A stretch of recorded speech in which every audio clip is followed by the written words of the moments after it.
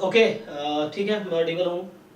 तो अभी क्या है, तो आज एक बार सिलेबस जो भी है, मतलब एक बार हम ये टॉपिक आज डिस्कस करेंगे, ये वाला है ना।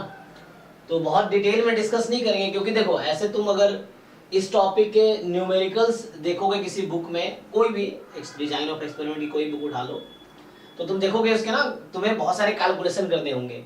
तो अगर वैसे कहीं टोटल्स है ना, टीएसएस फाइंड करना, एसएसटी फाइंड करना, मान लो total sum of squares and all that, तो उसके लिए तुम्हें बहुत टाइम लगेगा कैलकुलेट करने में। एक क्वेश्चन करने में 10-15 मिनट कम से कम लगेंगे अगर वैसे पूछ लिया तो यहाँ मेनली जो क्वेश्चंस पूछे जाते हैं वो कैलकुलेशन बेस्ड नहीं पूछे जाते हैं।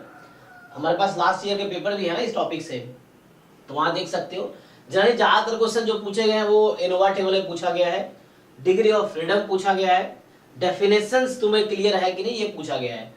यहाँ अदरवाइज इसमें बहुत कैलकुलेशन बेस्ड क्वेश्चन नहीं आएगा, क्योंकि कैलकुलेशन अगर करवाएगा, वैल्यूज कैलकुलेट करोगे तो उसमें बहुत टाइम लगेगा, उतना टाइम आपके पास यहाँ एग्जाम में है नहीं, ठीक है ना। तो मेनली आपको इसमें फोकस करना है इस पार्ट में क्या है कि मेनली डेफिनेशंस क्लियर हो हर टर्म का आपको, फिर जो एनोवा टेबल है सबका कैसे बनता है ना, उसमें डिग्री ऑफ फ्रीडम क्या होती है, एरर की, टोटल की, या जो भी ट्रीटमेंट्स हैं उसके क्या है ना, तो ये सब बस क्लियर होने चाहिए। तो बाकी आज मैं ये करा देता हूँ, और अभी आप लोगों का काम है कि अब सिलेबस और पीवाईक्यू ठीक से रिवाइज कर लेना। तो मैं 2 दिन का आपको भी ब्रेक दूंगा, सैटरडे संडे का, कल सैटरडे संडे है ना, तो मंडे से हम मॉक टेस्ट डिस्कशन स्टार्ट करेंगे। तो मंडे के बाद only mock test and PYQ का डाउट चलेगा, ठीक है ना। मतलब पीवाईक्यू भी मॉक टेस्ट में कवर हो जाएगा वैसे तो, लेकिन बाहर के भी डाउट्स होंगे वो भी हम लोग डिस्कस करेंगे। सो अभी एक बार ये कवर कर लेता हूँ। बाकी सिलेबस जितनी बार रिवाइज कर सकते एक बार देख लेना, कोई टॉपिक आपको ऐसा नहीं आता हो, डाउट्स तो चलते रहेंगे, ठीक है ना। तो हो सकता है हम लोग डाउट क्लास कल रख सकते हैं, हाँ डाउट क्लास रख लेंगे, है ना, जिसमें इससे रिलेटेड जो भी क्वेश्चंस आए हैं। अच्छा इसको हटाना पड़ेगा।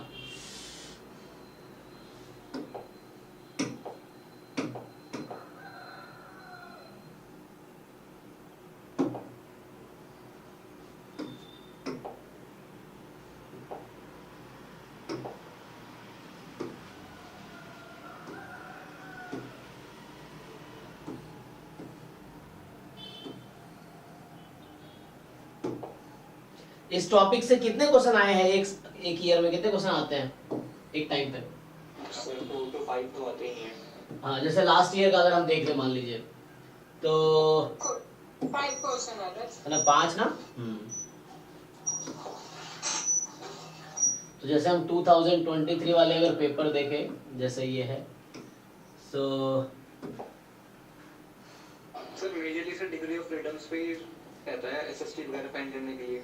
हाँ मतलब वो कैलकुलेट नहीं करवाएगा कि आपको ऑब्जर्वेशंस दे दिए मान लो, जैसे ब्लॉक्स दे दिया, फिर उससे कैलकुलेट नहीं करवाएगा वो कि तुम फॉर्मूला लगा रहे हो समेशन एक्स आई स्क्वायर माइनस एक्स वाई, सब नहीं लगाने की जरूरत पड़ेगी, क्योंकि इतना टाइम नहीं है ना। आपको 105 मिनट में 75 क्वेश्चंस करने थे, ऐसा क्वेश्चन देगा इसमें 10 मिनट लगे, ऐसे क्वेश्चन हैं 1 2 3 मिनट में हो जाएगा, वही है।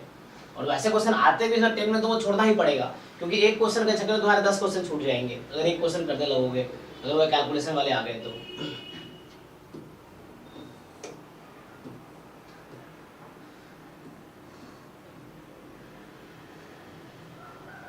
जैसे इस तरह के क्वेश्चंस है ना, to study the equality of average scores, a school administrator want to test the consistency of scores in 3 statistics classes each containing 5 7 6 students and prepare an ANOVA table। हाँ तो ये भी ANOVA table बेस्ड क्वेश्चन है। तो if sum of square between groups is 475, total sum of square is 600, then the value of mean error sum of squares, ठीक है, is equals. तो इस तरह क्वेश्चन तुमने किए, हालांकि थोड़ा बहुत आइडिया होगा थ्योरी का आप लोगों को, तो किसी ने सॉल्व किया ये क्वेश्चन, कैसे सॉल्व होगा? पहले एक बार क्वेश्चन के थ्रू समझते हैं थ्योरीज को कि क्या यूज हो रही है इसमें, है ना। सो अगर मैं ऐसे पूछूं तुमसे इसमें क्या यूज हो रही है, फिर थोड़ा थ्योरी पे आता हूँ, बेसिकली समझ आ जाएगा। तो एक तो ये क्वेश्चन है,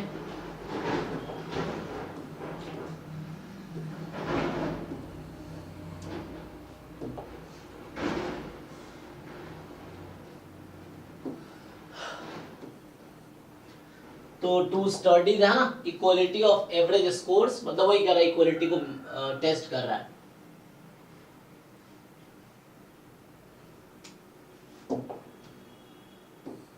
बताओ भाई, तो इनोवा टेबल में क्या करते हो तुम, क्या बनाते हैं, सोर्स और यहाँ पे sum of squares, degree of freedom, mean sum है ना, या मीन सम स्क्वायर्स, और यहाँ से क्या आ जाएगा, एफ रेशियो, फिर एफ रेशियो है ना, एफ की वैल्यू, सो एफ रेशियो या एफ ऑब्जर्व्ड वैल्यू। तो यहाँ पे क्या क्या बोल रखा है आपके पास, क्या क्या है, sum of square between groups, so between groups इसका सम ऑफ स्क्वायर है 475, और टोटल सम ऑफ स्क्वायर, तो यहाँ मान लो टोटल है, टोटल सम ऑफ स्क्वायर जो है 600 है, ठीक। तो बीच में क्या आएगा, यहाँ एरर, सो कितना हो जाएगा बताओ, 600 में 475 घटाओ कितना होगा। देखो इससे तुम्हें आइडिया मिलेगा हाउ टू सॉल्व क्वेश्चंस। तो थ्योरेटिकली बहुत ज्यादा नहीं भी जानते हो डीप में, क्योंकि इतना डीप क्योंकि तो टाइम भी नहीं है, दूसरा तुम पूरा डिजाइन ऑफ एक्शन पूरा एक सेमेस्टर कोर्स है ना, एमएससी लेवल पे भी और पीएचडी लेवल पे भी, तो इसमें बहुत सारे कॉन्सेप्ट्स हैं, लेकिन उतना तुम इतनी जल्दी नहीं सीख सकता, उतनी जरूरत भी नहीं है हमें एग्जाम में। तो आपको देखना है कि क्या एग्जाम की रिक्वायरमेंट है, जैसे क्वेश्चंस आए हैं वैसे ही क्वेश्चंस आएंगे, बस उस कॉन्सेप्ट को समझना जैसे सॉल्व हो रहा है। तो चूंकि जो स्टैटिस्टिक्स बैकग्राउंड के लोग हैं तो उनके लिए समझना मुश्किल नहीं होगा, क्योंकि ये सब टर्म जो बीएससी आप कर रहे थे तो फ्रीक्वेंटली आया होगा, ये है। तो कितना होगा भाई, 600 minus 475 125, okay. Degree of freedom क्या होगा, टोटल कितना है 5 7 6 है ना 18, तो यहाँ डिग्री ऑफ फ्रीडम कितना होगा 17, और मतलब टोटल 18 है ना, यहाँ पे 5 7 6 का ऐड कर दिया हमने स्टूडेंट जो है, तो डिग्री ऑफ फ्रीडम 17 हो गया। और बिटवीन ग्रुप्स का डिग्री ऑफ फ्रीडम क्या होगा,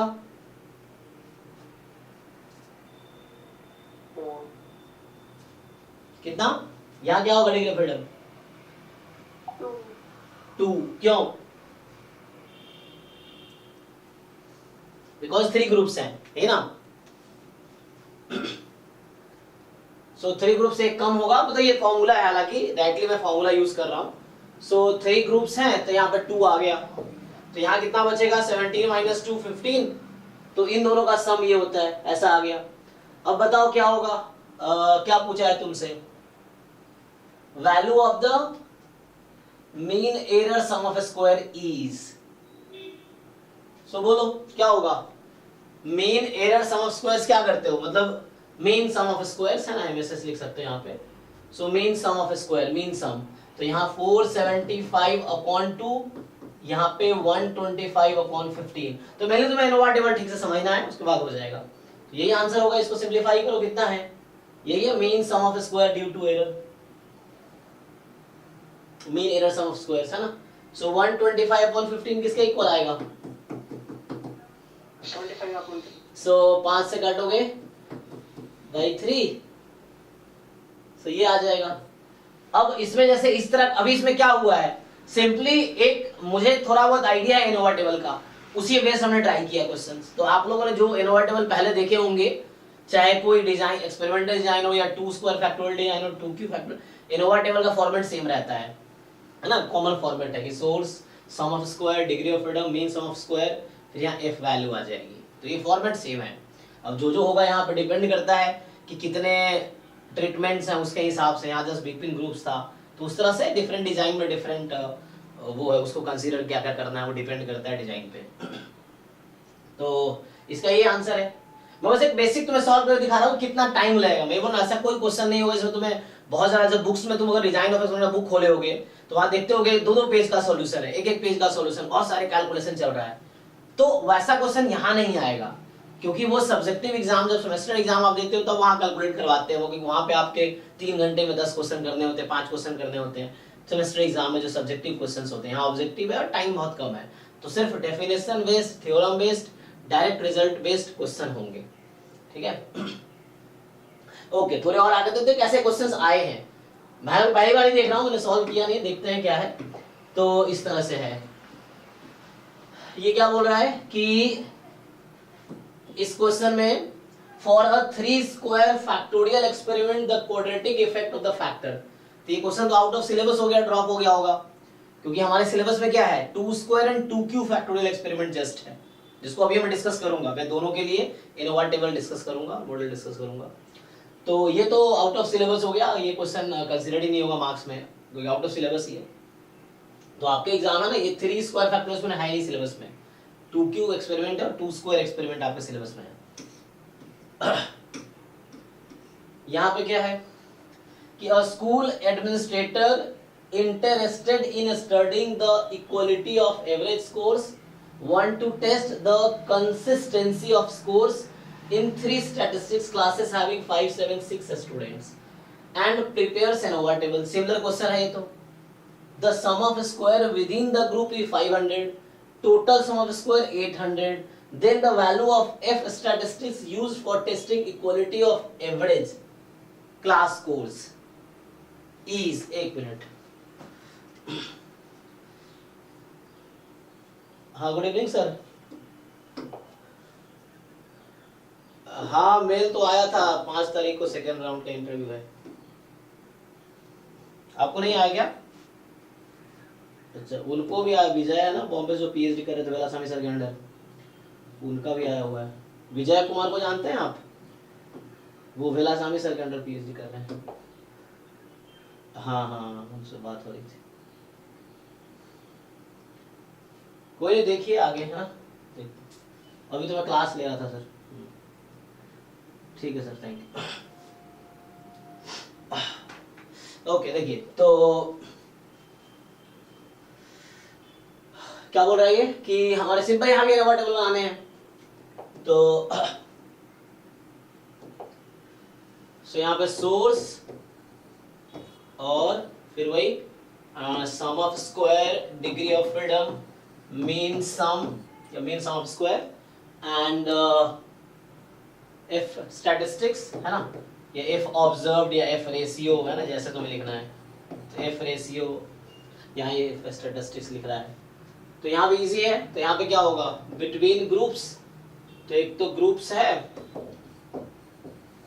फिर यहाँ एरर और यहाँ टोटल है ना। तो ऐसे 4, 5, 10 क्वेश्चन सॉल्व करो, तुम्हें भी आइडिया मिल जाएगा। एटलीस्ट जो मैथ्स बैकग्राउंड के लोग हैं, स्टैट्स वालों को तो पता ही होगा कि ये कैसे काम कर रहा है ANOVA टेबल, क्या हो रहा है इसमें। तो एक आइडिया ना, पैटर्न से एक आइडिया मिल जाता है कि क्या हो रहा है। तो यहाँ पे सो ये sum of square between groups है ना, सो विद इन ग्रुप्स है ना, यहाँ विद इन ग्रुप्स था। सो विद इन ग्रुप्स जो है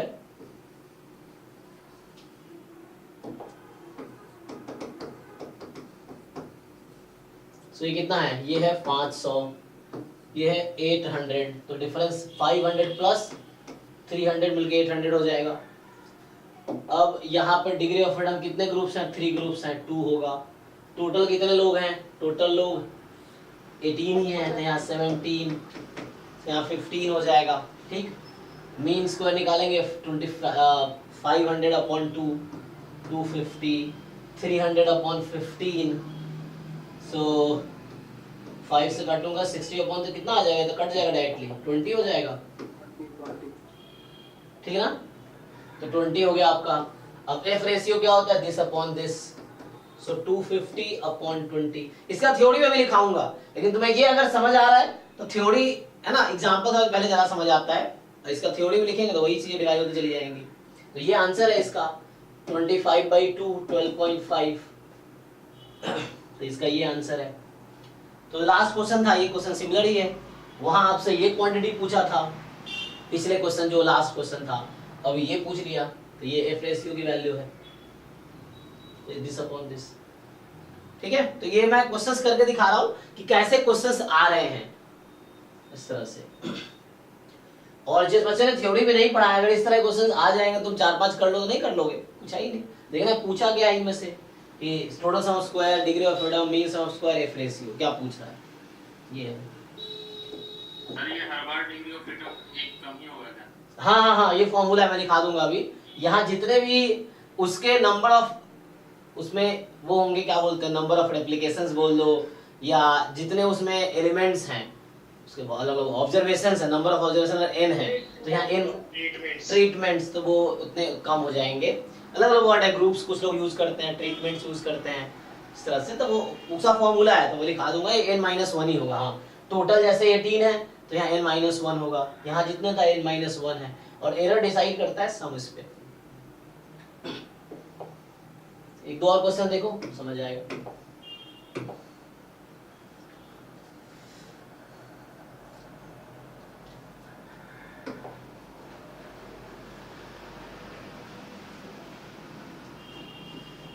हम लोग ये भी पढ़े थे ना, अभी 8 जून वाला चल रहा था।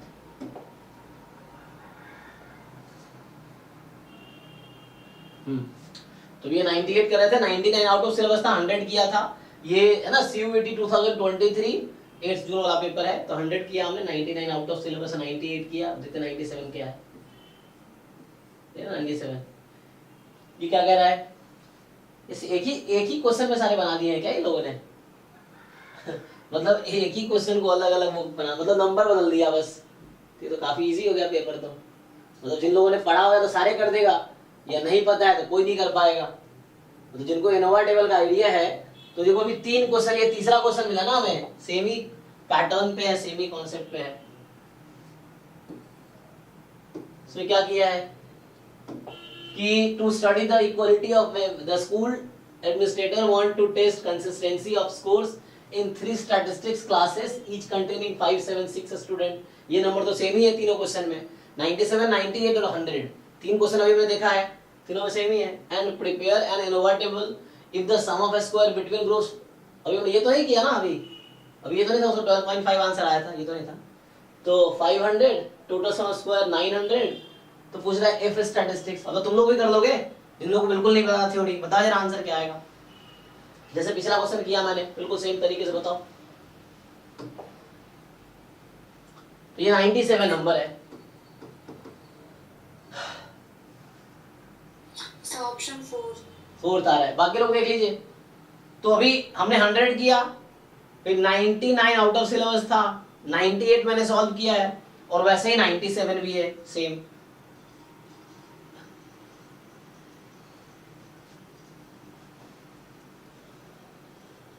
फिर से वही इनोवा टेबल में क्या है, source, sum of square, degree of freedom, mean sum of square, F statistics, F table जैसे लिखना है। अब यहाँ है क्या, फिर से बिटवीन ग्रुप्स,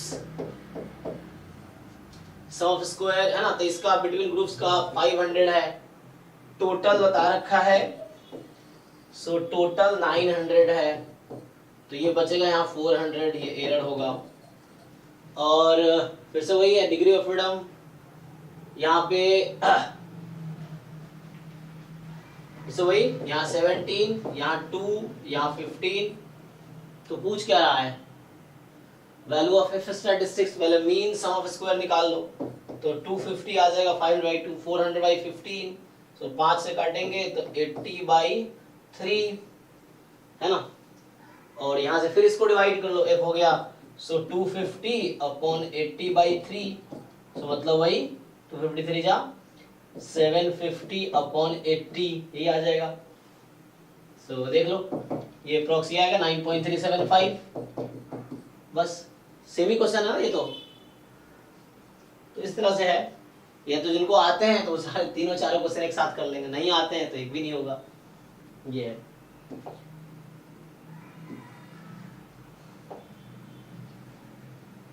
मतलब एक ही साल के 3 क्वेश्चन है, बिल्कुल सेम ही है।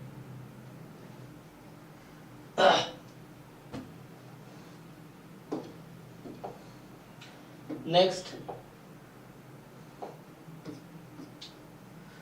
तो 97 था ये, अब आते 96 पे। चलो, ये कह रहा है कि 96 में identify the confounded effect from the following sub blocks.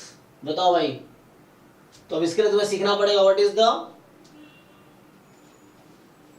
कन्फाउंडेड effect. तो ये सीखना पड़ेगा, है ना। पता नहीं सिलेबस में लिखा तो है नहीं ऐसे, लेकिन पूछ दिया है। आंसर की में देखो क्या लिखा है, इसको ड्रॉप किया है कि नहीं, सिलेबस में रखा है कि आउट ऑफ सिलेबस है।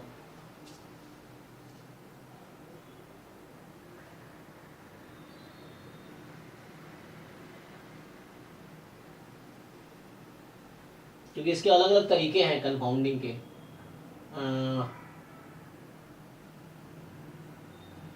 तो यहाँ 2 ब्लॉक्स है ना, देयर आर 2 ब्लॉक्स, ये 2 ब्लॉक दे दिया आपको। एंड पूछ रहा है कि कंफाउंडेड इफेक्ट।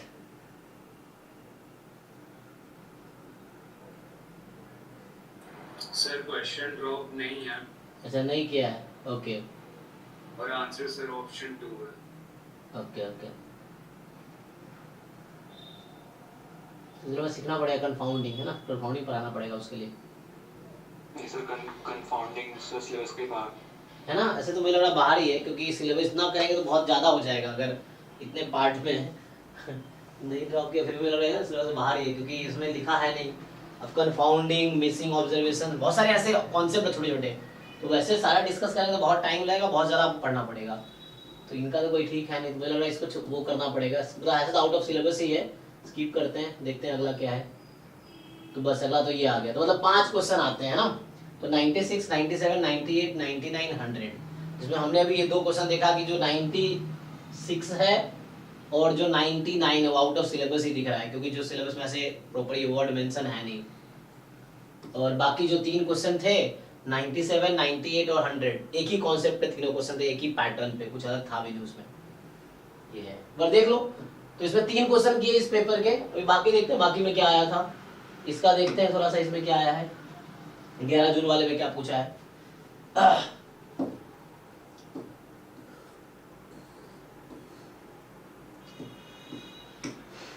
चलिए, तो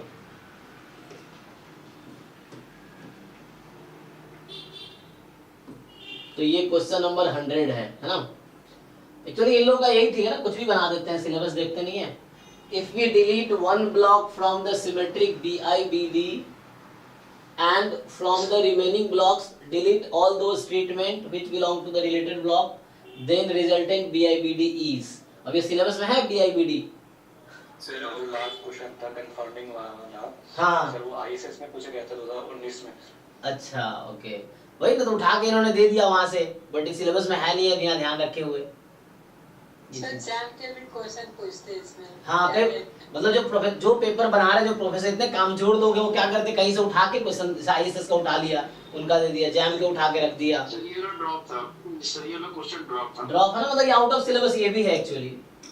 तो दूसरा देखते हैं, ये कह रहा है कि to test the significance of variation between doctors treatment at 1% level of significance, 6 doctors, each doctor test 5 treatment for a certain disease and observe number of days each patient takes to recover. In ANOVA table, degree of freedom of variation of errors कितना होगा।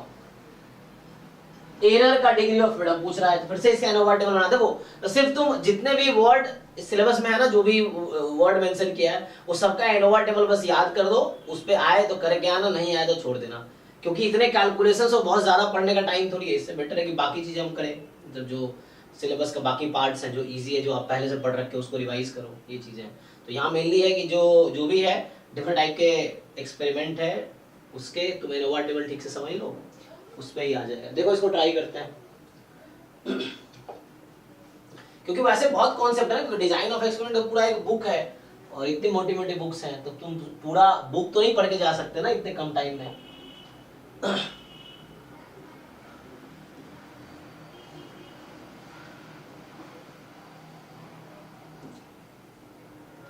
चलो तो कह रहा है कि to test the significance of variation this 6 doctor, each doctor test 5 treatments, ठीक है ना। तो ईच डॉक्टर टेस्ट 5 ट्रीटमेंट्स, कितने डॉक्टर्स हैं? 6 डॉक्टर्स है ना, और ईच टेस्ट 5 ट्रीटमेंट्स। तो ये तो कौन सा वाला एक्सपेरिमेंट होगा बताओ भाई। तो तुम लोगों को आइडिया है, 6 डॉक्टर्स हैं तो नंबर ऑफ ट्रीटमेंट 6 है, तो उसका डिग्री ऑफ फ्रीडम क्या? अच्छा पूछा किसका डिग्री ऑफ फ्रीडम है? डिग्री ऑफ फ्रीडम किसका पूछा है? In revert table the degree of freedom of variation in errors. Okay तो क्या होगा सर? टू वे अनोवा है ये, तो इसमें ये ट्रीटमेंट का भी होगा फिर ब्लॉक्स का भी होगा। ठीक है तो कैलकुलेट करो। टू वे अनोवा का क्या होता है स्ट्रक्चर? सर अनोवा टेबल में पहले तो वो सोर्स होता है, सोर्स में ट्रीटमेंट, ब्लॉक, एरर और फाइनली टोटल होता है। हाँ तो जैसे अगर मैं बनाता हूँ, चलो टू वे अनोवा बना लेता हूँ।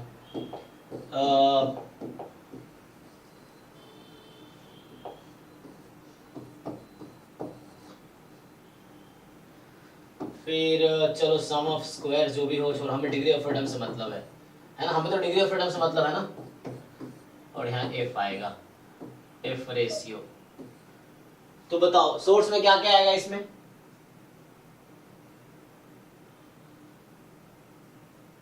Number of doctors, then treatments. हाँ सर।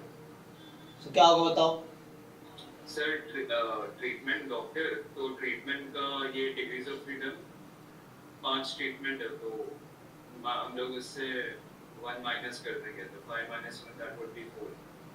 Similarly ये डॉक्टर्स का degree of freedom would be 6 minus 1 that is 5, और टोटल would be ये 30 minus 1 29। तो यहाँ 29 आएगा। ओके और इधर तुम्हारा चलो जैसे डॉक्टर्स हैं, तो इसमें कितने डॉक्टर्स हैं टोटल? 6 डॉक्टर्स हैं तो 5 हो जाएगा। 6 डॉक्टर्स हैं तो डिग्री ऑफ फ्रीडम कितनी होगी? 5। और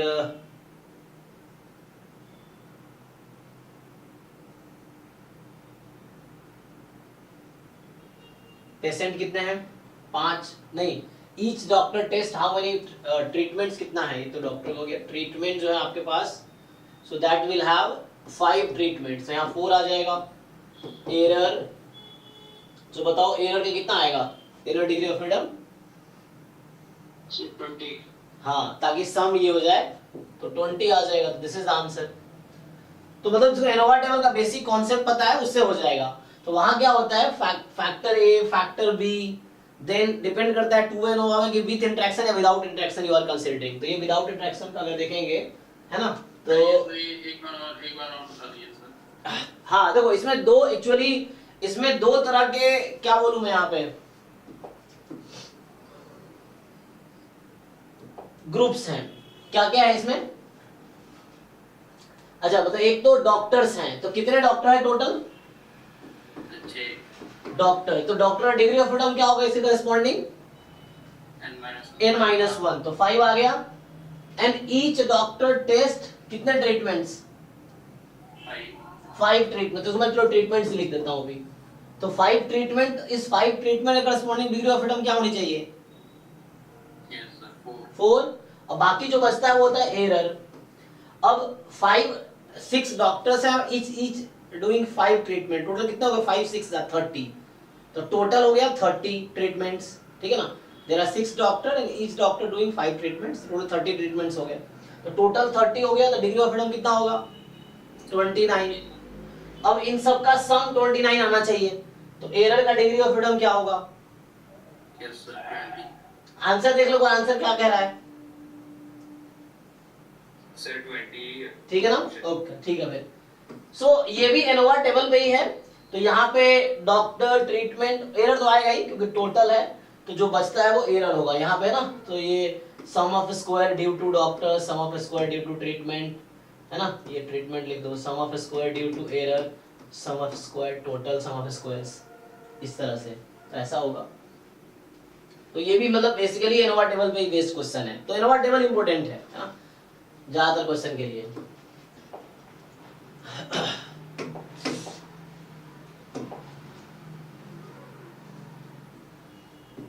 तो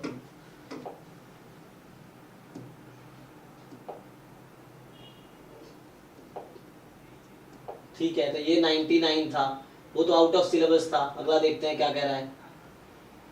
ये देखो जरा इसको ट्राई करते हैं। सो ये कह रहा है कि to test the significance of variation between doctors treatment at 5% level of significance, 5 doctors, यहाँ 5 डॉक्टर्स हैं, ईच डॉक्टर टेस्ट 5 ट्रीटमेंट, और 5 डॉक्टर्स हैं and doing 5 treatment each doctor for a certain disease and observed number of days each patient takes to recover. In ANOVA table, if sum of square between doctor is 24, sum of square, and error sum of square is 32, error sum of square कितना है 32 है, तो बताओ value of F statistics क्या होगा? There is no, what is the value of F statistic for testing? There is no significance difference between doctor, ठीक है ना। सो एफ स्टैटिस्टिक्स वैल्यू क्या आ जाएगी? ये एनोवा टेबल बेस्ड क्वेश्चन है।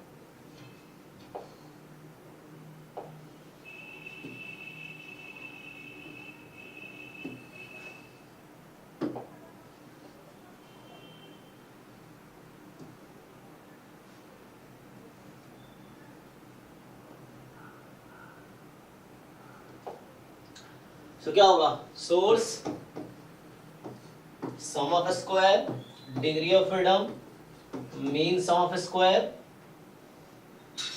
एंड देन एफ टेबल या एफ स्टैटिस्टिक्स या F ratio, ठीक है।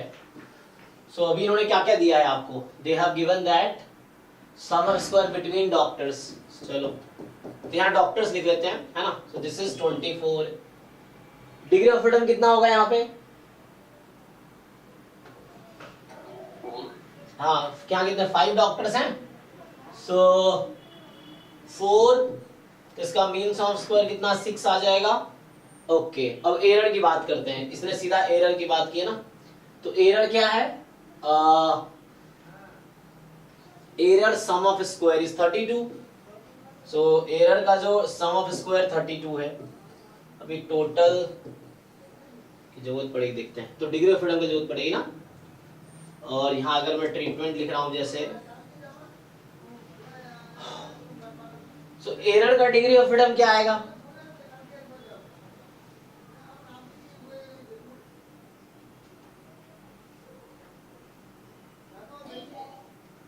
हाँ जी, 16 years। तो यहाँ क्या होगा? ट्रीटमेंट, आपके पास ट्रीटमेंट डिग्री ऑफ फ्रीडम कितना होगा? यहाँ भी 4 आएगा, और ये कितने हैं? 25, 6, सो ये 25 ना, इसका कितना होगा डिग्री ऑफ फ्रीडम? ये टोटल 25 में से 8 गया, कितना होगा? सर वो एक कम आ जाएगा। ओह सॉरी, हाँ एक मिनट, मतलब 25 टोटल है, मतलब 5 डॉक्टर्स 5 ट्रीटमेंट, तो an-1 होगा। सो 24 माइनस 8, 16। ओके, तो यहाँ कितना आएगा? Mean sum due to error 2, 3 आ जाएगा सर। तो मीन सम ड्यू। अब यहाँ पे जो एफ टेबल की वैल्यू होती है, एफ रेशियो, वो होता है मीन सम ड्यू टू, जिसकी बात में डॉक्टर है तो mean sum of doctor upon mean sum due to error, ये फॉर्मूला होता है इसका। यहाँ हमेशा एरर से ही डिवाइड होगा। अगर बीच में इसका भी मैं निकाल रहा होता मीन सम, मतलब यहाँ पे सॉरी एफ, इसके करस्पॉन्डिंग एफ रेशियो की वैल्यू, तब भी मैं इस वाले को डिवाइड करता एरर से ही। So mean sum due to error, तो कितना आ गया ये? 6/2, 3, तो आंसर इज 3। चेक कर लो एक बार। है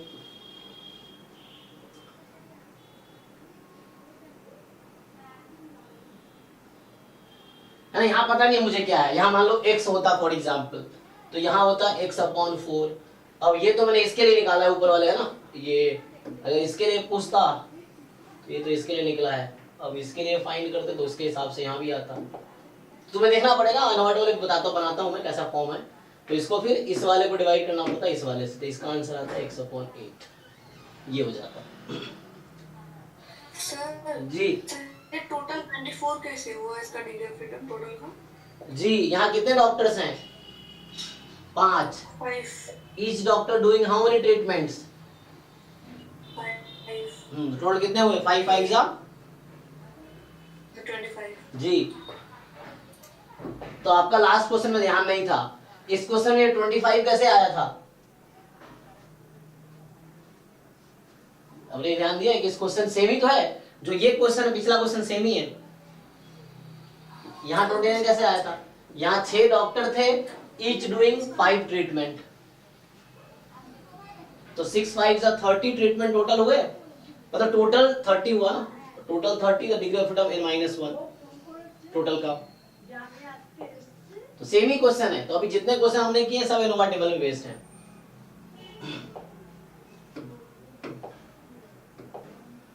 अगला क्या पूछा देखते हैं।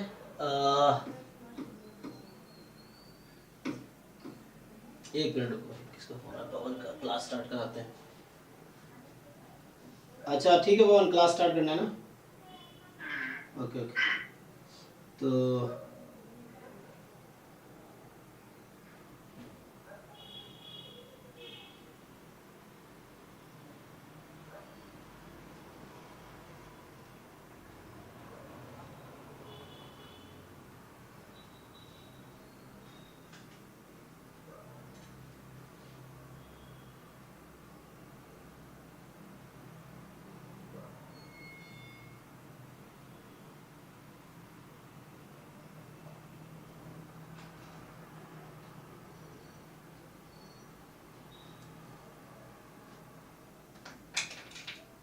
बताओ ये क्या कह रहा है?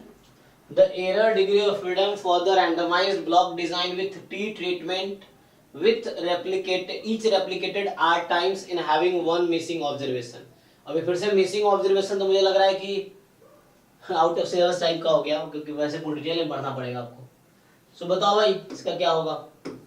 सर इसका तो डायरेक्टली हो जाएगा, फ्रीडम थर्ड हो जाएगा n -1 r -1। ठीक है, क्योंकि एक मिसिंग है तो यहाँ पे जो रैंडमाइज ब्लॉक डिजाइन है उसका एनोवा टेबल कैसा होता है वो बना लेते हैं, उससे दिख जाएगा easily.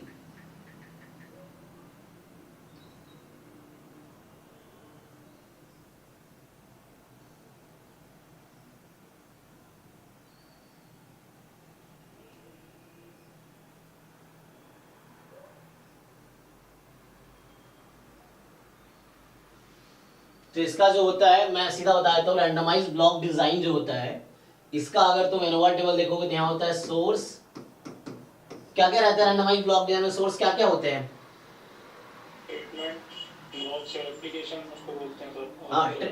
Treatment and applications mainly दो है। सो यहाँ ट्रीटमेंट्स होंगे, एप्लीकेशन एक ही चीज होता है। नहीं रेप्लिक क्या क्या क्या ट्रीटमेंट के बाद सर वो ब्लॉक बोलो या रेप्लिकेट्स बोलो, एक ही चीज होता है। नहीं, ट्रीटमेंट्स का मतलब हुआ कितने ग्रुप्स हैं, और रेप्लिकेट्स मतलब उसके कितने क्या बोलता हूँ उसमें कितने ऑब्जर्वेशंस हैं, ये कहना चाह रहे हैं। रेप्लिकेट्स मतलब यार हाँ वही वो कहना चाह रहे हैं। ब्लॉक की जगह रेप्लिकेट यूज करते हैं। हाँ यहाँ यूज कर रहे हैं लोग।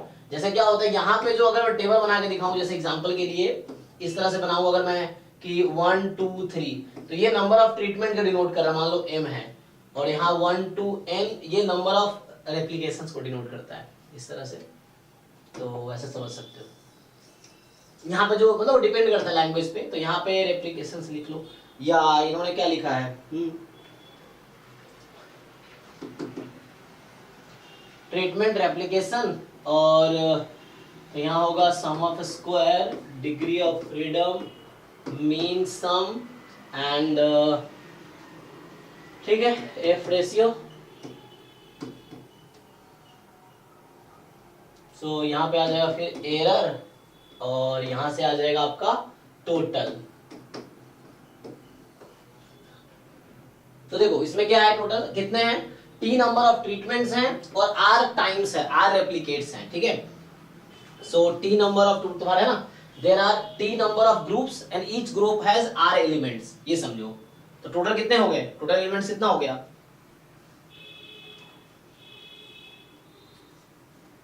समझ आया कि नहीं? सर इसमें total elements r into t।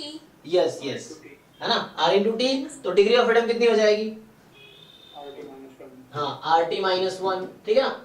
There are t treatments and r replicates हैं, so each has r elements, समझो each group has r elements, so there are t groups and each group has r element, total elements are, तो including all हो गया tr, तो इसका हो जाएगा trt minus 1 degree of freedom. Treatments t है तो ट्रीटमेंट्स का डिग्री ऑफ फ्रीडम क्या आ जाएगा? t minus 1। r replications हैं तो इसका डिग्री ऑफ फ्रीडम क्या होगा? r minus 1। अब इन तीनों का सम ये आना चाहिए, तो यहाँ क्या आएगा ये बताइए, है ना। तो इसको सिंपली आप सिंपलीफाई करेंगे, दिस माइनस दिस फैक्टराइज करेंगे, so you will find it will be t minus 1 times r minus 1, तो ओपन कर सकते हो, so just this minus you subtract both, तो ये आएगा t minus 1 r minus 1, ये आएगा।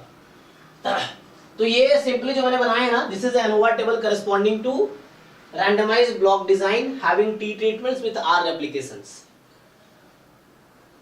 यहां कुछ नंबर्स अगर दे रखा होता उसके हिसाब से काम करते, तो यहां पे लिखूंगा sum of square due to treatment, sum of square due to replication, sum of square due to error, sum of square total, या टीएसएस भी लिख सकते हो, टोटल सम ऑफ स्क्वायर्स, ये है। हाँ यहाँ पे ये देखना पड़ेगा क्योंकि हमने जो लिखा है बिना इसके मिसिंग उसके लिए, है ना जी। बताइए, कोई और कुछ पूछ रहे थे? नहीं सर, किसी ने बोला था इसका ऑप्शन थर्ड है बट इसका ऑप्शन सेकंड है, तो मैं वो बता रही थी। नहीं सेकंड अभी है क्योंकि बिना मिसिंग कंसीडर किए हुए ये हमने बनाया, जो टेबल बनाए हैं कि without observing any missing observation, ये जो randomized block design with T treatments and R applications, ये होगा without considering this thing having one missing observation, अभी हमने उसको कंसीडर नहीं किया। so this is the ANOVA table corresponding to randomized block design, ठीक है। तो उसके लिए आओ, बाकी मेन तो पता है, दिस अपॉन दिस कर देंगे, दिस अपॉन दिस, तो यहाँ आ जाएगा। फिर यहाँ पे F के लिए है ना, mean sum due to treatment upon mean sum due to error, mean sum due to replication upon mean sum due to error and so on, तो ये हो जाएगा। अब यहाँ पे है, आगे आते हैं। सो अच्छा, आंसर की में आता है ना, ये है okay. So having one missing observation, तो आई थिंक ये वन मिसिंग ऑब्जर्वेशन की वजह से एक डिग्री ऑफ फ्रीडम कम हो जाएगी।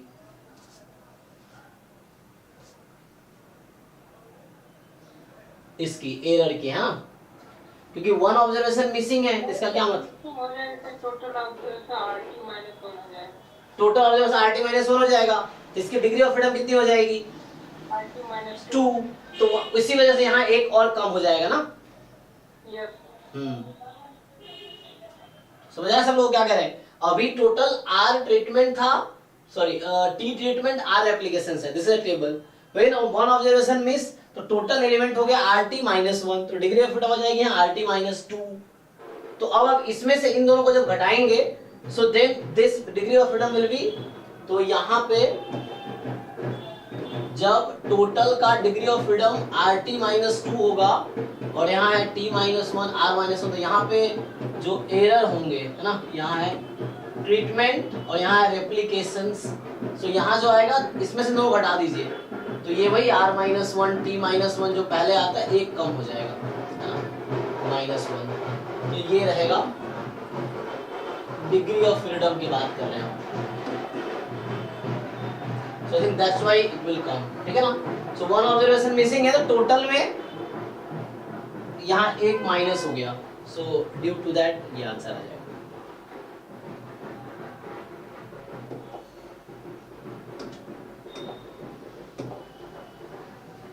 ये हो गया, तो इसका आ गया। अब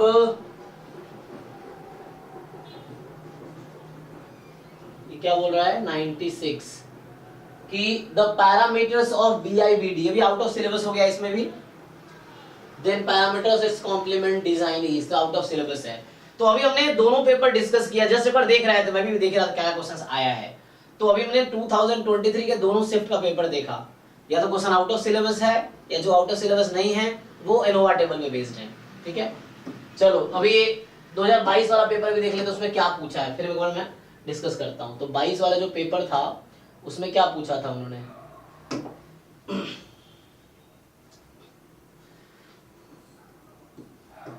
तो जो लास्ट क्वेश्चन है यहाँ पे मेथड ऑफ कंफाउंडिंग है, ये भी आउट ऑफ सिलेबस है, ये 100 नंबर क्वेश्चन, इसको छोड़ दो।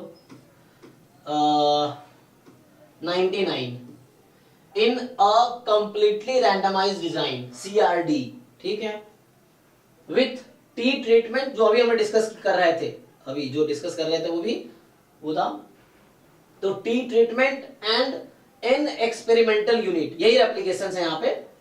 सो वहां टी ट्रीटमेंट R रेप्लिकेशन था, यहाँ टी ट्रीटमेंट N रेप्लिकेशंस है, सेम थिंग। तो बोल रहा है कि एरर डिग्री ऑफ फ्रीडम, अच्छा यहाँ पे क्या है, रैंडमली कौन सा है, कंप्लीटली रैंडमाइज है ना, अच्छा एक मिनट, ओके ओके। सो बताओ इसका आंसर क्या आना चाहिए, चेक करो, पूछा क्या है। सर ऑप्शन 3 नहीं सॉरी ऑप्शन 4 ही रहता है, 4 रहेगा, चेक कर लो, है ना।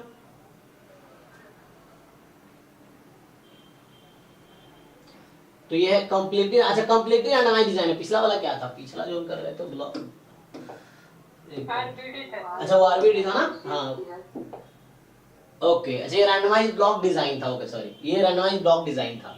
और जो अभी हम कर रहे हैं वो है सिंपली कंप्लीटली रैंडमाइज डिजाइन। दोनों अलग अलग है ना, 3 तरह का डिजाइन आपको पढ़ना है, कंप्लीटली रैंडमाइज डिजाइन है ना CRD, फिर randomise block design RBD and Latin square design that is the LSD। सो ये तो इजी है, इसका देख लो, इसका भी बता देता हूँ ब्रीफली क्या इसके पीछे का स्टोरी है, तो उससे आपको आइडिया मिल जाएगा। और फिर एक बार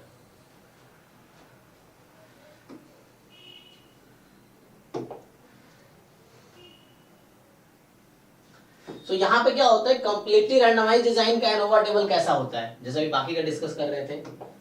सो यहाँ पे ऐसे होगा, चलो सोर्स, फिर sum of square, degree of freedom, mean sum of square and then F ratio, okay.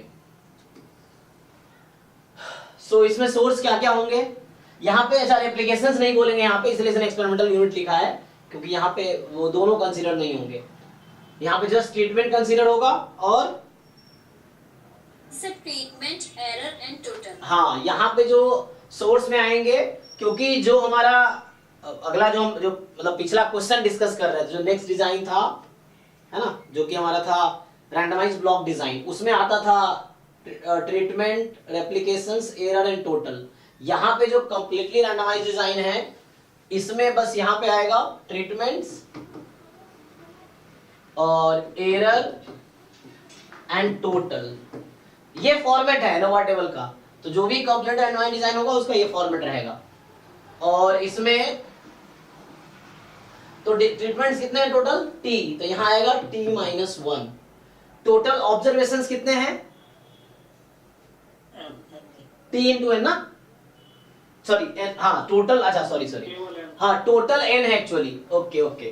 तो यहाँ पे बता रखा है इन्होंने कि जो है N एक्सपेरिमेंटल यूनिट्स हैं, T ट्रीटमेंट है एंड ईच ट्रीटमेंट में N नहीं है, वो शुरू में गलत समझ रहा था, ठीक है। जैसे एप्लीकेशन जब बोलते हैं तो बोलते हैं कि ईच ट्रीटमेंट में R एप्लीकेशंस हैं, each treatment has R application, यहाँ ऐसा नहीं कह रहा है, यहाँ कह रहा है ट्रीटमेंट T है और टोटल यूनिट्स N है एक्चुअली, ये बोलना चाह रहा है, ठीक है ना। तो ये समझना पड़ेगा, कंप्लीटली रैंडमाइज्ड डिजाइन है ये, तो इस वाले में क्या आपको ट्रीटमेंट T है और टोटल यूनिट N है एक्चुअली। सो ये जो लिखा ना N experimental units, so total unit यहाँ N होगा एक्चुअली, तो इसका डिग्री ऑफ फ्रीडम यहाँ N-1 आएगा, यस। एंड देन एरर का सिंपल है, तो यहाँ सिंपली आप बता सकते हैं क्या होगा एरर का डिग्री ऑफ फ्रीडम, है ना, जस्ट कि यहाँ क्या रखे ताकि ये आ जाए, इसमें घटा दीजिए, सो N-T। सो इन दोनों को ऐड करेंगे तो ये आ जाएगा, इन दोनों को ऐड करके या इसमें से घटाएंगे ये आ जाएगा। सो this is the ANOVA table, ये बनेगा कंप्लीटली रैंडमाइज्ड डिजाइन के लिए कि आपके पास ट्रीटमेंट T है एंड टोटल यहाँ N जो रखा है टोटल एक्सपेरिमेंटल यूनिट है एक्चुअली, ये चीज है। और जो रैंडमाइज्ड ब्लॉक डिजाइन था वहां पे ईच ट्रीटमेंट में बता रखा था R एप्लीकेशंस है, सो इसलिए यहाँ पे NR आया था, NR-1 आया था, यहाँ N is the total units. So this is the format of ANOVA table for the completely randomized design. और क्या आया है देखते हैं।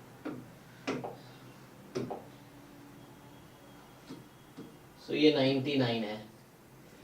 ये कह रहा है कि consider a sample of size n drawn from a population of size capital N under, अच्छा, simple random sampling without replacement. देखो simple random sampling like you have n units and you are just ordering, जो order statistics का जो तरीका है वो उसको simple random sampling generally समझते हैं। Then the probability that the specific unit is not included in the sample, तुम्हारे पास कैपिटल N यूनिट्स है, उसमें से स्मॉल n सेलेक्ट करना है। मान लो 100 यूनिट्स हैं, 10 यूनिट सेलेक्ट करना है, और ये बोलना चाह रहा है कि then probability that a specified unit is not included in the sample, but कोई उनमें से कैपिटल N में एक ऐसा यूनिट जिसको सेलेक्ट नहीं करना है, तो what is the number of वे, ये पूछ रहा है ना, प्रोबेबिलिटी पूछ रहा है, व्हाट इज द प्रोबेबिलिटी। तो सिंपल बेसिक प्रोबेबिलिटी का क्वेश्चन है, this is just a simple basic probability question।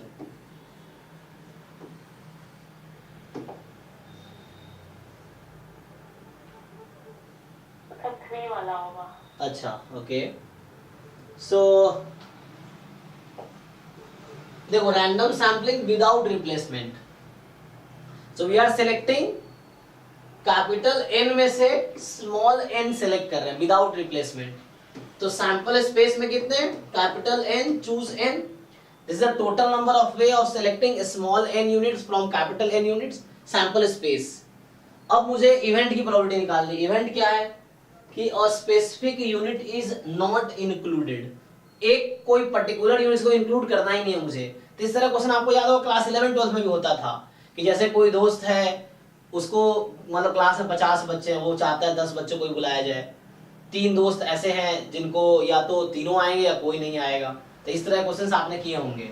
तो वैसे कुछ यहाँ पे है, या एक को बुलाना ही नहीं है, पर्टिकुलरली एक बच्चा ऐसे को बुलाना ही नहीं है, तो क्या नंबर ऑफ वे सिलेक्ट करने का, इस तरह से।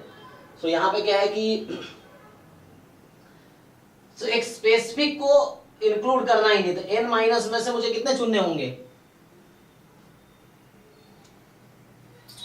n, क्योंकि मुझे n सेलेक्ट करना ही है, लेकिन एक पर्टिकुलर यूनिट को सेलेक्ट करना ही नहीं है मुझे।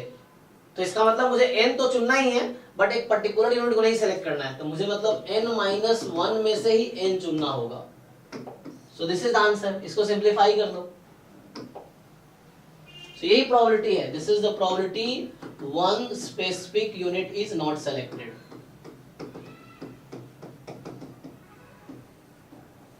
पर हाइपरज्योमेट्री का फॉर्म है ना? हाँ, yes you can steel like that, but यहाँ पे एक्चुअली हो क्या रहा है, हाइपरज्योमेट्रिक में क्या होता है, दो तरह के वो रहते हैं। हाइपरज्योमेट्रिक में थोड़ा सा अलग, दो तरह के ऑब्जेक्ट रहते हैं, टाइप 1 टाइप 2 समझो, और हमें n सेलेक्ट करना है तो r टाइप 1 से आएगा, n-r टाइप 2 से आएगा। तो यहाँ वैसा हुआ है कि समझ लो एक में से 0 आया है, चलेगा। अब ऐसा सोच सकते हैं कि n-1 ये है, 1 है, हाँ, तो वो जो 1 है उसको बुलाना ही नहीं है, 0 लिया, बाकी में से n लिया, तो ये इसको सिंप्लीफाई कर दो, हो जाएगा इजीली। कितना आएगा जो बता रहे थे बताइए,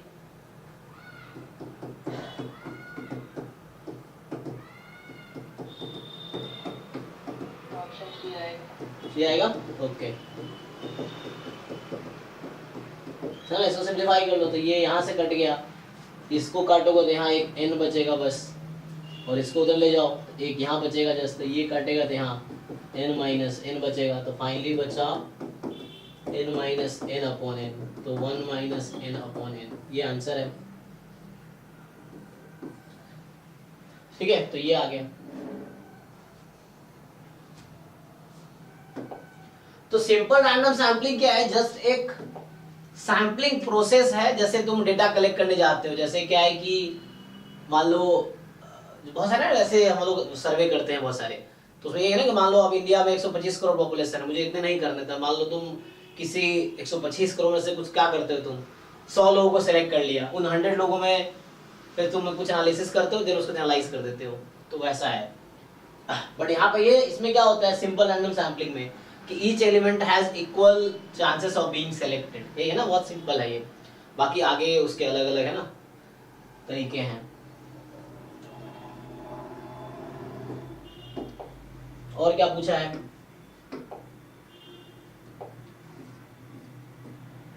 ये देखो, the degree of freedom for errors in 2 square factorial experiment with r replications. अब कह रहा है कि जो 2 स्क्वायर फैक्टोरियल एक्सपेरिमेंट है विथ आर रेप्लिकेशंस, उसका एरर डिग्री ऑफ फ्रीडम क्या आता है?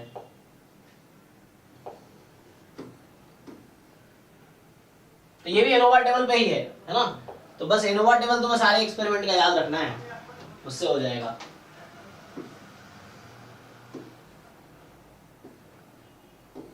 चलिए जी, तो 2 स्क्वायर फैक्टोरियल एक्सपेरिमेंट का एनोवा टेबल कैसा होता है?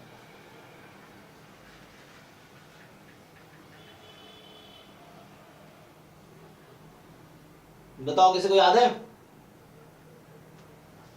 तो 2 स्क्वायर का मतलब क्या होता है कि देयर आर 2 ट्रीटमेंट्स, है ना, eight 2 level.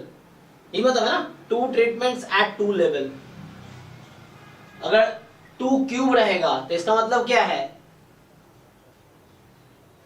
2 treatments eight 3 level, ऐसा? एट 2 लेवल, सॉरी, हाँ, 3 treatment at 2 level. So 2 square का मतलब 2 ट्रीटमेंट एट 2 लेवल, और जो 2 क्यूब होगा एक्सपेरिमेंट जो हमारा सिलेबस का है, सो 3 फैक्टर्स, हाँ, एट 2 लेवल, या वही 3 ट्रीटमेंट्स एट 2 लेवल। सो 3 फैक्टर्स एट 2 लेवल, 2 क्यूब में होगा ऐसा, हाँ। ए बी सी वहां आता है ना, 2 स्क्वायर में सिर्फ ए बी आता है। सो मतलब जो फैक्टर्स हैं ए एंड बी है 2 स्क्वायर में, और 2 क्यूब में फैक्टर्स हैं A B C. So okay, तो इसका नंबर टेबल क्या बनता है? यहाँ पे सोर्स, फिर वही sum of squares, degree of freedom, mean sum, and F ratio, है ना। ये सब एफ टेस्ट का पार्ट है। तो सोर्स में क्या क्या लेते हैं आप? फैक्टर ए, फैक्टर बी, और इंटरेक्शन इनका जो होता है ए बी, फिर एरर एंड टोटल। क्या क्या? अच्छा, यहां पे इन्होंने क्या किया है? 2 स्क्वायर फैक्टोरियल विथ आर रेप्लिकेशंस।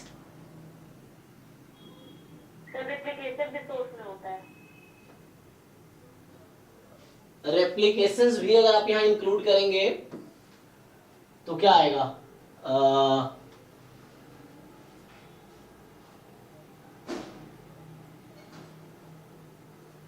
अच्छा, टोटल इसमें कितने हैं? टोटल एलिमेंट्स कितने होंगे इसमें? अभी टोटल कितना होगा? 2 स्क्वायर फैक्टो, है ना, फैक्टोरियल विथ आर रेप्लिकेशंस। सो मतलब क्या, यहां पे क्या लिखूं? डिग्री ऑफ फ्रीडम मैं आता हूं, बीच में इंक्लूड करता हूं। यहां कितना आएगा? 4r minus 1, okay. अब फैक्टर ए का कितना होगा? 1 होगा। तो 1 1, और ए बी का 1, और यहाँ पे हमें उसको कंसिडर करना पड़ेगा। अब जो कह रहे हैं कि यहाँ पे चूंकि उसने इंक्लूड कर दिए, है ना, ए बी, और यहाँ रेप्लिकेशंस को इंक्लूड कर दिया है, सो रेप्लिकेशन भी कंसिडर करना पड़ेगा, ओके। सो रेप्लिकेशन में क्या होगा डिग्री ऑफ फ्रीडम?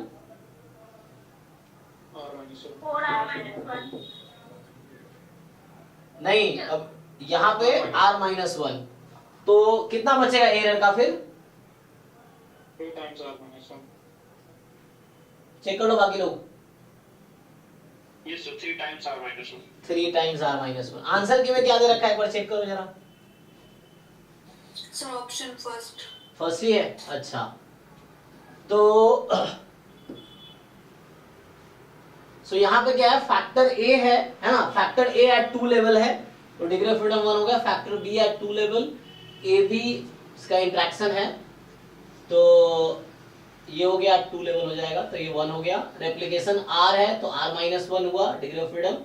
टोटल है 4r यूनिट, यहाँ 4 है ना, 2 स्क्वायर फैक्टोरियल एक्सपेरिमेंट है, और r, so 4r minus 1, and then आप यहाँ पे इन सबको ऐड करेंगे तो r माइनस 1, फिर इन तीनों का ना, तो r प्लस 2, और उसको घटा देंगे आप 4r-1 में से, सो 3 टाइम r-1, ठीक है ये। सो ये इसके लिए एक एनोवा टेबल बन गया।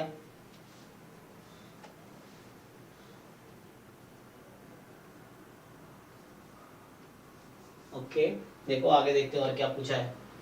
सो अब जो टेस्टिंग वाला आ गया, तो ये तो इसके क्वेश्चन हो गए थे, इसके 4-5 क्वेश्चन डिस्कस कर लिए। तो एट देन इतने क्वेश्चन हमने भी देखा, इससे क्या पता चला, ज्यादातर क्वेश्चन इनोवा टेबल पे है, तो डिफरेंट एक्सपेरिमेंट का इनोवा टेबल हमें याद रखना पड़ेगा। बस वही है, जो भी सिलेबस का पार्ट है, जैसे यहाँ पे आ जाओ तो इसमें तुम्हें देखना है कि क्या होगा, तो ये तुम देख सकते हो जस्ट से बुक से। मैंने क्वेश्चंस एक बार डिस्कस कर दिया है ना, ये है जो भी आए हुए हैं। तो यहाँ पे है कि सिंपल रैंडम सैम्पलिंग क्या होता है, इसका डेफिनेशन देख लो जस्ट। हालांकि एक क्वेश्चन हमने अभी देखा है जो अभी आया था, उसमें कुछ नहीं था, सिंपल रैंडम विदाउट रिप्लेसमेंट था, और विथ रिप्लेसमेंट होता तो क्या होता, उसमें विदाउट रिप्लेसमेंट था ना, अगर विथ रिप्लेसमेंट होता उसके हिसाब से फॉर्मूला लगाना पड़ता। तो उसी क्वेश्चन का आंसर क्या होता अगर विथ रिप्लेसमेंट लिखा होता, तो क्या करते हैं आप लोग?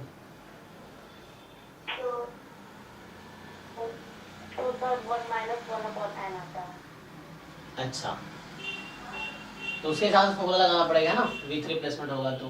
फिर एनसीआर जो लगाया वो नहीं लगा सकते हम, तो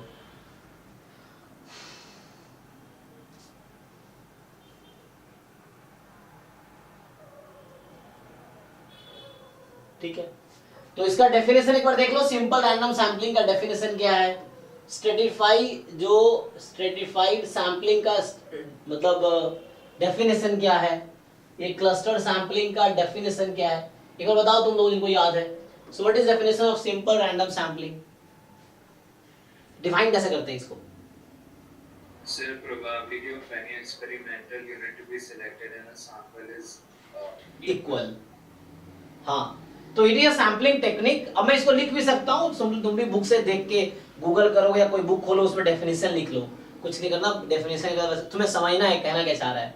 तो इसमें क्या होता है सिंपल रैंडम सैम्पलिंग में, कि एक सैम्पलिंग का तरीका है ये, जिसमें जो भी सैंपल यूनिट्स हैं उसकी प्रोबेबिलिटी इक्वल रहेगी सिलेक्ट होने की, और कोई इसमें डिस्क्रिमिनेशन और वो सब नहीं होता है कि हेटेरोजीनियस है, होमोजीनियस है, या लाइकली मतलब उस तरह से किस ग्रुप का मेंबर है, वैसा कुछ नहीं, सबके चांसेस इक्वल है, तो ये सिंपल है। और जो स्ट्रेटिफाइड सैम्पलिंग है इसका डेफिनेशन क्या है? Sir, basically in a population, the experimental units are distinguished on the basis of a homogeneous characteristic, और उसी से एक स्टार्टस बना देते हैं और फिर उससे सैंपल करते हैं। यस, जैसे अब क्या है कि जैसे कॉलेज में कोई सर्वे चल रहा है मान लो, तो वहां पे क्या है कोर्सेज अलग अलग है, जैसे मान लो चलो मैथ्स ऑनर्स का अलग कोर्स है, स्टैटिस्टिक्स ऑनर्स अलग है, फिजिक्स ऑनर्स अलग है। तो ये लोग क्या करते हैं, मतलब एक स्ट्रैटा हो गया, तो जो होमोजीनियस ग्रुप है उसको स्ट्रैटा बोलते हैं यहाँ पे, मतलब उसमें ब्रेक कर देते हैं। एंड देन अगर मान लो किसी को, अब डिपेंड करता है कि साइज क्या है ईच, जो हमने सब ग्रुप बनाए हैं होमोजीनियस सब ग्रुप्स, उसके साइजेस क्या हैं, तो उसमें से अगर मान लो 100, हमें 100 साइज का सैंपल सेलेक्ट करना है, और कॉलेज का पॉपुलेशन 1000 है फॉर एग्जांपल, तो 10% चाहिए मुझे। अब मान लो जैसे 500 मैथ्स ऑनर्स वाले ही हैं, तो और 100 स्टैट्स ऑनर्स वाले हैं, 100 फिजिक्स ऑनर्स वाले, इस रेशियो में, तो जैसे जिनका रेशियो उसी प्रोपोर्शन में हम लोग सैंपल सेलेक्ट करेंगे। तो यहाँ बस ये हो रहा है कि हमने पहले पूरे ग्रुप को, सिंपल रैंडम सैम्पलिंग में क्या हुआ था कि कोई ग्रुपिंग नहीं हुई, कि जितने एलिमेंट्स है सब इक्वली लाइकली है, विल जस्ट सेलेक्ट, मान लो 1000 लोगों मुझे 1000 हमारे पास यूनिट्स है उसमें से 100 का सैंपल सेलेक्ट करना है, तो ईच इक्वली लाइकली है सिंपल रैंडम सैम्पलिंग में। जो दूसरा वाला है स्ट्रैटिफाइड सैम्पलिंग में, इसमें क्या करते हैं कि जो हमारे पास जो अभी पॉपुलेशन है उसको हम ब्रेक करेंगे होमोजेनियस सब ग्रुप्स में। अब होमोजेनियस सब ग्रुप में से सैंपल कलेक्ट किए जाएंगे proportional to what we want, है ना। तो यहाँ पे बस ये है कि हम लोग डिवाइड करते हैं उसको होमोजेनियस सब ग्रुप्स में, ठीक है ना। ठीक है, तो ये डेफिनेशन तो बुक में भी देख सकते हो, मैं लिखाऊंगा, बात वही है, just check into book. Main समझ आना चाहिए कि है क्या। तीसरा क्या है, क्लस्टर सैंपलिंग क्या होता है, कोई बताओ। हाँ Sir, the units in the population they are distinguished on basis of a naturally occurring homogeneous characteristic. और फिर उन यूनिट्स को हम लोग एक क्लस्टर में डिवाइड करते हैं several clusters and from those clusters we will sample. हाँ, तो यहाँ पे जनरली यहाँ भी सब ग्रुपिंग होता है, लेकिन यहाँ पे कोई जरूरी नहीं होमोजेनियस ही होगा, ऐसा कोई जरूरी नहीं है, मतलब हो भी सकता है but may not be also. जरूरी है, चेक करो।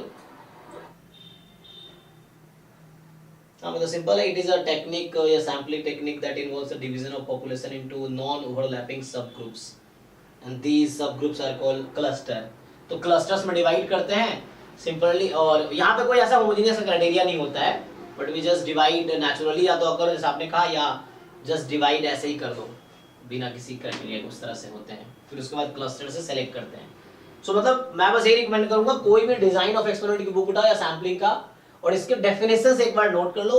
एग्जाम में ऐसा होगा तो डेफिनेशन के बेस पे ही क्वेश्चन आ जाएगा कि जो इनके बीच के डिफरेंसेस हैं उस पे आ सकता है क्वेश्चन कि इसका क्या मतलब है, किस कैटेगरी में आएगा, ये चीजें हैं। बाकी आगे आते हैं, ये जो वन वे एनोवा है, how do we define one way ANOVA? Mainly तो मुझे वन वे एनोवा टेबल की बात करनी है। तो इसमें क्या होता है वन वे एनोवा में?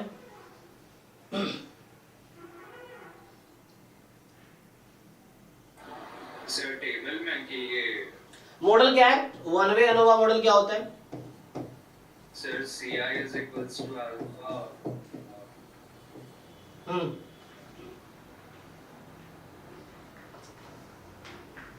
इसमें क्या करते हैं, तो जैसे हमारे पास कोई पॉपुलेशन है उसको क्या कैसे ब्रेक करते हैं, इसका मॉडल क्या होता है कि Yij इज इक्वल टू क्या लिखते हो तुम लोग, म्यू प्लस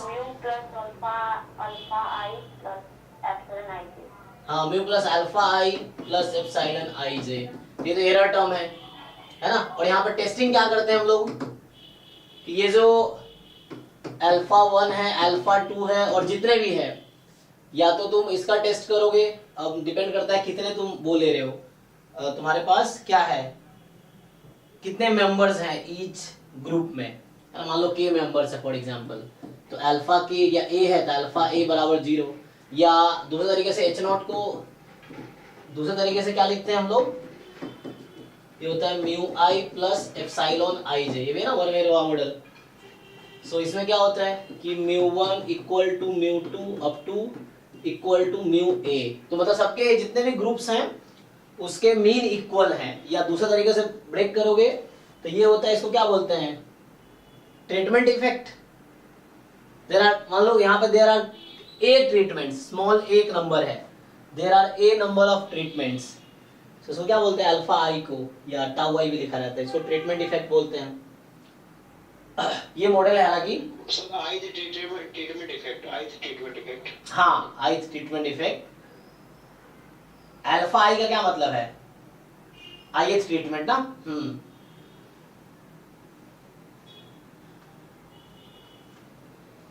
तो तुम्हारे पास ट्रीटमेंट्स क्या होगा, मान लो ट्रीटमेंट्स हैं 1 2 3 up to A, each treatment had मान लो तुम्हारे पास n यूनिट्स हैं फॉर एग्जांपल, जैसे 1 या a यूनिट्स है लेट्स से, तो ऐसा एलिमेंट हो जाएगा y11 y12 y1a y21 y22 y2a and so on, इस तरह से कुछ। तो तुम्हारे पास टोटल कितने, एक मिनट सॉरी मैं यहाँ थोड़ा सा गलत कर रहा हूँ, तो यहाँ पे क्या करना लो a हो गया है, तो यहाँ पे डिपेंड करता है मैं कितना लूँ, यहाँ i की वैल्यू कहाँ से कहाँ तक लेंगे और j की वैल्यू कहाँ से कहाँ तक लेंगे, ये क्लियर हो जाएगा। बताओ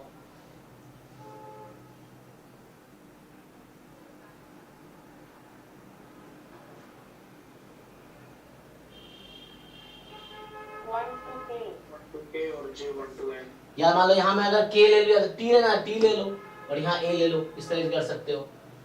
सो I 1 से लेके कितना t लेना है ये ले लो, 1 2 यहाँ a ले सकते हो, इस तरीके से, है ना। तो ऐसा हो जाएगा। तो मतलब वन वे एनोवा टेबल कैसा होता है, इसमें अगर तुम ये देखो, अच्छा हमें तो यहाँ आना पड़ेगा, तो मैं बात कर रहा था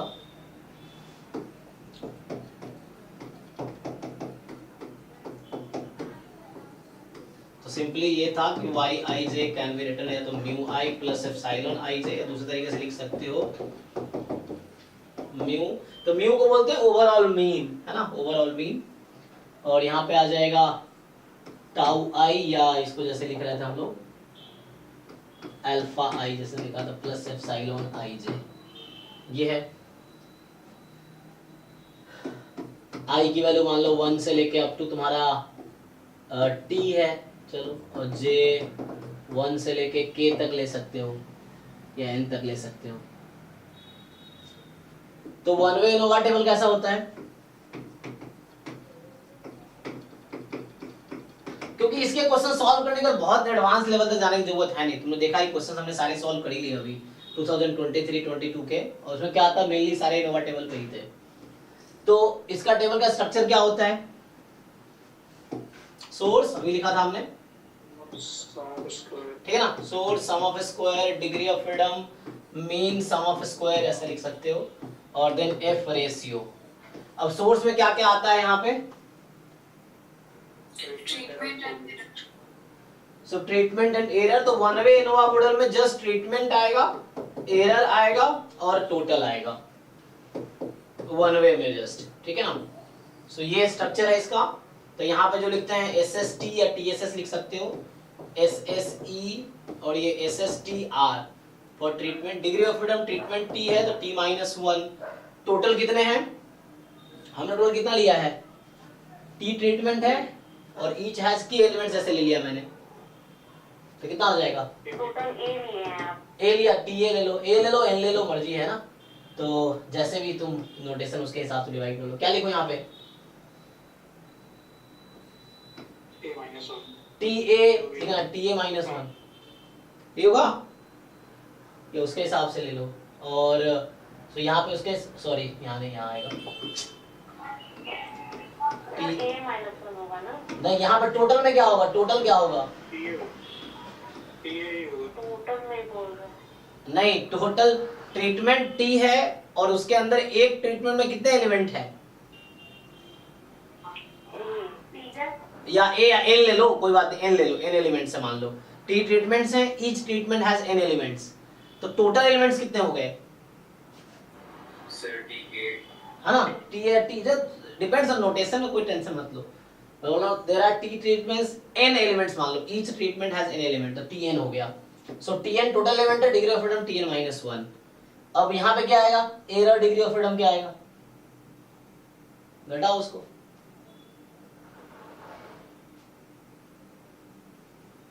निकाल पाओगे?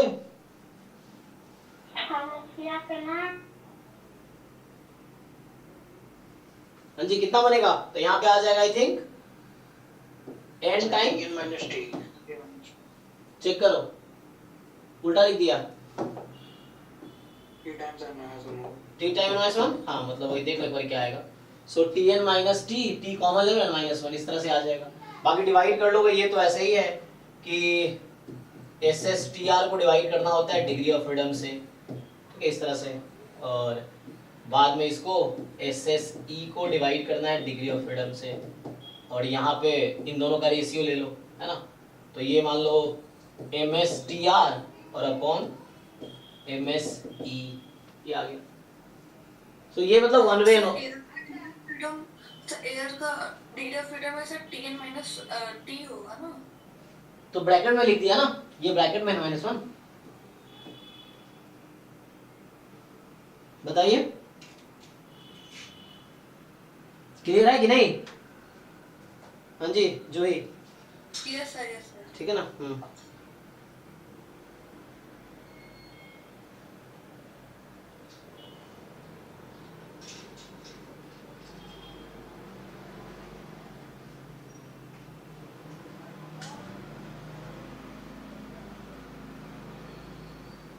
आगे क्या होगा? 2A एनोवा मॉडल में क्या होता है? अच्छा मुझे लग रहा है कि अब क्लास यहीं रुकते हैं, अगले क्लास में एक क्लास और डिस्कस करता हूँ इसको ना, तो कल भी इसको डिस्कस करता हूँ। तो अभी हमने आज मेनली क्या किया है, थ्योरी में कल डिस्कस करता हूँ इसका, एक क्लास और डिस्कस करते हैं थोड़ा सा। तो अलग आइडिया मिल गया क्वेश्चन क्या एग्जाम में आता है, कैसे सॉल्व करना है, ठीक है। सो हमने आज मेनली जो भी डिजाइन ऑफ एक्सपेरिमेंट या सैम्पलिंग के क्वेश्चंस 2023-2022 के थे उसको एक बार देखा कैसे सॉल्व करने हैं। तो ज्यादातर क्वेश्चन एनोवा टेबल पे थे, डिग्री ऑफ फ्रीडम पे थे, थ्योरी में डिस्कस किया नहीं, तो इसको अगले क्लास में कंटिन्यू करते हैं। तो कल क्लास रखता हूँ, ठीक है ना। कल शायद हो सकता है क्लास ना हो, एक जो वो भी है, चलो टूर्नामेंट है यहाँ पे स्टूडेंट यूनियन का तो देखता हूँ उसमें अगर क्रिकेट का है तो अगर गया तो फिर क्लास हो सकता है ना हो, पर बता दूंगा ग्रुप में अगर नहीं होगी तो। अदरवाइज क्लास कल हो सकती है, तो कल इसको हम कंटिन्यू करेंगे थ्योरी को। बाकी आप लोग सिलेबस रिवाइज कीजिए, पीवाई को कंप्लीट कर लीजिए। अब 1 तारीख के बाद, मतलब 1 तो आई गया आज ही, तो अब से मंडे के बाद डेली एक मॉक टेस्ट डिस्कशन होगा। शेड्यूल में भेज दूंगा किस दिन किस मॉक टेस्ट का डिस्कशन होगा ग्रुप में, ठीक है। तो आप लोग बाकी पीवाईक्यू और सिलेबस एक बार ढंग से कर लीजिए, फिर मॉक टेस्ट हम लोग रेगुलरली डिस्कस करेंगे डेली मंडे से, ठीक है। चलिए, तो सीयूईटी का बैच जो है अभी यहीं स्टॉप करते हैं आज की क्लास। कल फिर सेम टाइम पे क्लास होगी। Thank you and good night. तो सीयूईटी वाले लोग लीव कर दो, मीटिंग है ना।